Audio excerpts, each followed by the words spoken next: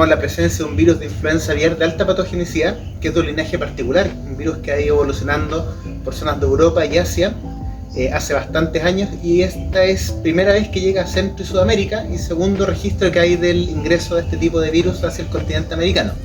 La influenza aviar representa en este momento o está protagonizando una situación inédita en la región. Por primera vez tenemos tantos países mostrando casos positivos de influenza aviar en la región, y esto se debe a que el virus de la influenza aviar ha podido transportarse mediante olas naturales de migración de aves del norte hacia el sur del continente, y bien, esto hace que hoy día tenemos en todo el continente americano 18 países que han presentado casos positivos. 16 de ellos se encuentran en la región de Latinoamérica y el Caribe. Entonces lo que estamos viviendo desde octubre, más o menos, es una situación bastante excepcional en términos epidemiológicos. Primero es que estamos en presencia de un virus que está circulando en poblaciones de aves silvestres, que son sus reservorios, pero este virus, como tiene algunas mutaciones, puede permanecer en una forma de alta patogenicidad, o sea que causa una enfermedad muy severa tanto a las aves domésticas como a las aves silvestres. A diferencia de lo que pasa generalmente con los virus de influenza, que circulan de una forma de baja patogenicidad, que pueden causar una enfermedad que es incluso inaparente. Habiendo dicho esto, el impacto más grande que puede existir para los consumidores es cuando se empiezan a registrar brotes o eventos de infección en sistemas de producción intensivo, que muchas veces van generando proteína de origen animal, tanto carne como huevo, que es la que es de más fácil acceso y quizás mayor acceso en todos los países de nuestra región, porque tiene un menor costo que otras fuentes de proteína. Entonces, uno de los potenciales impactos que puede tener esta enfermedad es que vaya generando algunas restricciones en cuanto a la disponibilidad de proteína, que aumenten los precios de estos productos, y si es que esto llegase a escalar a términos más importantes de lo que se está viendo hasta este minuto, podríamos tener incluso algún efecto en la seguridad alimentaria de los países, principalmente debido a temas de acceso a alimentos. El impacto de esta enfermedad va siendo distinto dependiendo del tamaño de la unidad productiva. Generalmente, cuando hablamos de empresas que son más grandes o están consolidadas, muchas veces pueden tener un capital o recursos que les permiten hacer frente a una situación de emergencia sanitaria. Entonces pueden en el fondo sobreponerse a todos los efectos que van a estar asociados a la muerte que genera el virus o a la muerte que puede generarse en las aves por todas las medidas de gestión sanitaria que buscan poder controlar rápidamente esos eventos. Para la agricultura familiar o los sistemas de producción de traspatio, que muchas veces es gente más vinculada a un entorno de pobreza, de ruralidad, donde los animales ellos los tienen para poder obtener alimento que van consumiendo prácticamente día a día, el impacto obviamente va a ser distinto. Nosotros hemos hecho bastante investigación acá en Chile sobre ese tema, y muchas veces lo que vemos es que la gente tiene una mayor dependencia de los animales que tienen en sus hogares, mientras son gente de mayor edad, mientras gente que está más lejos de mercados o fuentes donde pudiera comprar alimentos, y muchas veces también porque no tienen en sus casas la condición de poder almacenar esos alimentos. En algunos casos no cuentan con refrigeración o no cuentan con electricidad para poder mantener esos alimentos. Entonces ahí sí que se les genera un impacto que puede ser mucho mayor en cuanto a su seguridad alimentaria. Depende, probablemente gente que quizás tiene menor nivel de escolaridad, entonces tampoco manejan tantos conceptos de cómo mantener y cómo cuidar a sus animales, y también qué hacer en caso de estar frente a alguna enfermedad como influenza aviar de alta patogenicidad. Entonces también el mensaje que debe llegar a estas personas tiene que ser distinto, tiene que ser quizás más simple y más efectivo en cuanto a qué hacer si ellos empiezan a detectar signos de enfermedad o de mortalidad, a quién deben comunicar esos eventos y qué pueden hacer también frente a esas situaciones de incertidumbre. Claro, los distintos países de nuestra región han ido detectando la presencia del virus a medida que van pasando los meses, desde los primeros registros que se dan en Colombia de manera oficial en el mes de octubre, y desde ahí el virus ha ido avanzando, por decirlo de alguna forma, principalmente por la costa del Pacífico, donde se han ido registrando quizás los mayores efectos en cuanto a brotes tanto en planteles comerciales como en sistemas de producción de traspatio. También por la costa del Pacífico hemos visto dos eventos que pueden ser bastante relevantes, que son la infección de mamíferos marinos, que se han visto niveles de mortalidad bastante importantes en Perú y en Chile, y también la presencia de algunos casos en humanos que ocurrieron en Ecuador y en Chile. Hacia el otro lado, hacia la costa del Atlántico, las primeras detecciones fueron más tarde, fueron cerca del mes de febrero, marzo de este año, comenzando en Uruguay, sigue por Argentina y después empiezan las primeras detecciones en Brasil, donde todavía no se puede conocer bien la magnitud de este evento. La relación con el ser humano, la enfermedad. Bueno, todos los virus influenza tienen un potencial zoonótico.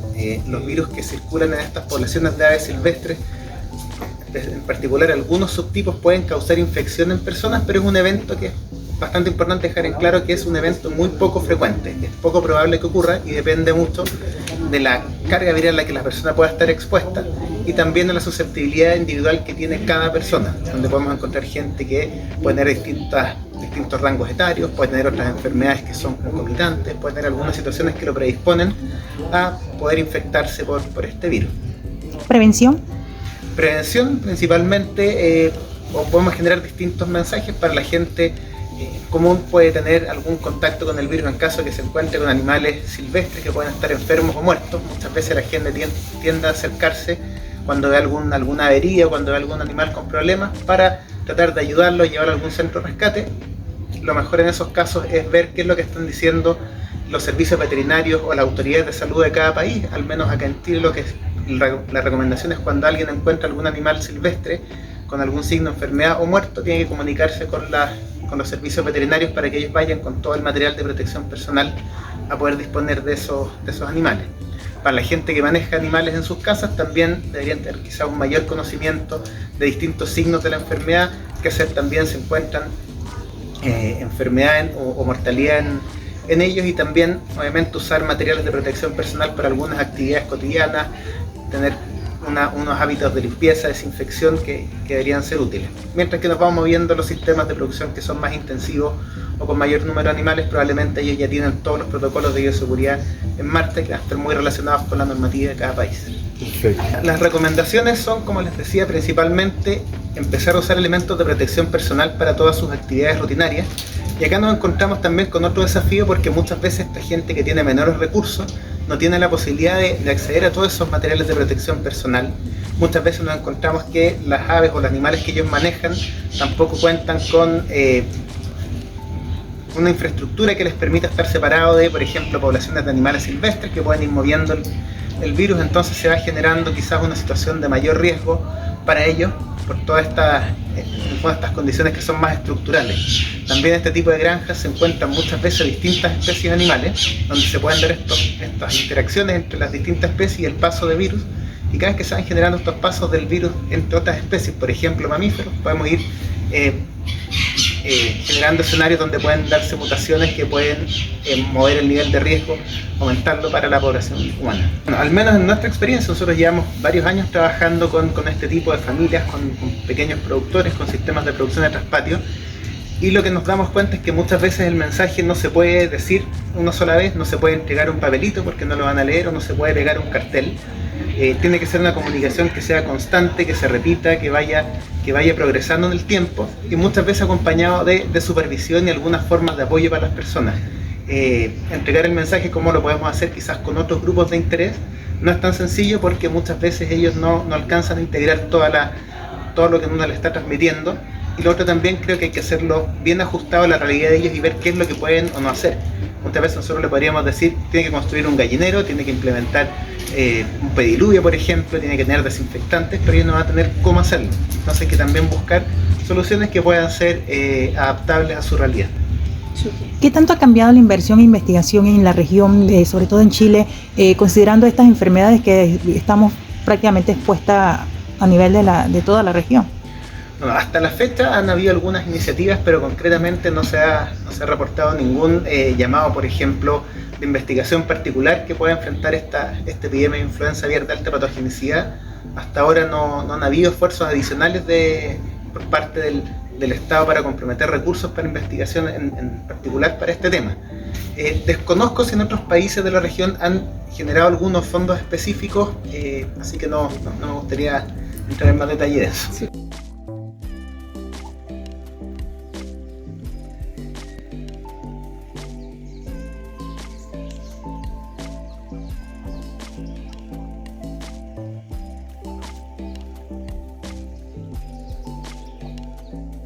También hemos tenido reportes oficiales de los países de casos positivos de mamíferos, sobre todo mamíferos acuáticos, que han presentado casos positivos de influenza aviar. Esto se debe a una nueva posibilidad del virus de la influenza aviar de hospedarse en mamíferos.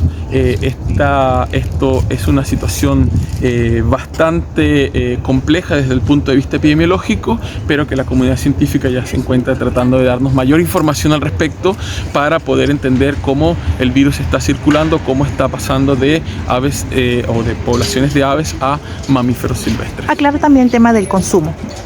Bien, es importante mencionar y ser bien enfáticos en entender de que la influenza aviar es una enfermedad zoonótica o tiene potencial zoonótico, es decir, que puede afectar a seres humanos mediante el contacto con aves infectadas.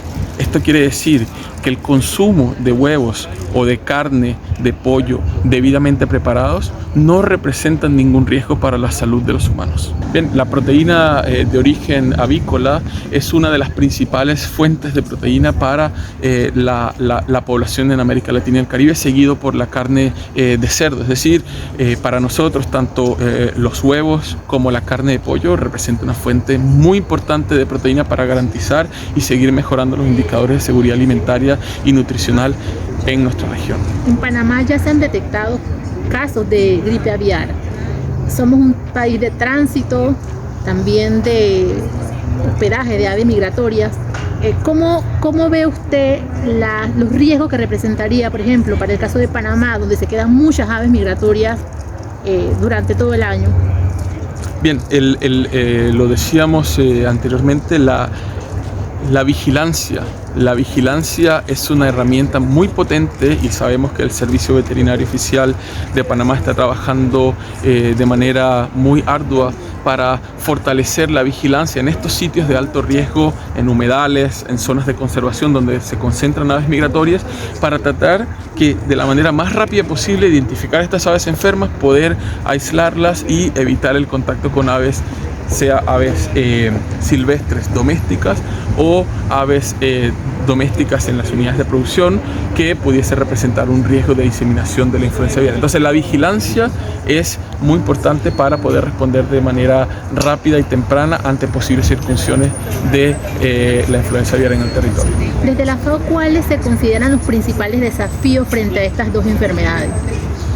Bien, ante las enfermedades transfronterizas de los animales, los principales desafíos son mejorar la bioseguridad, trabajar la bioseguridad adaptada a las distintas unidades de producción, sean de pequeña escala o de gran escala, y sobre todo mejorar y seguir trabajando constantemente las estructuras de atención a emergencias sanitarias a nivel nacional, lideradas en todo momento pues, por el Servicio Veterinario Oficial y por sus distintos equipos.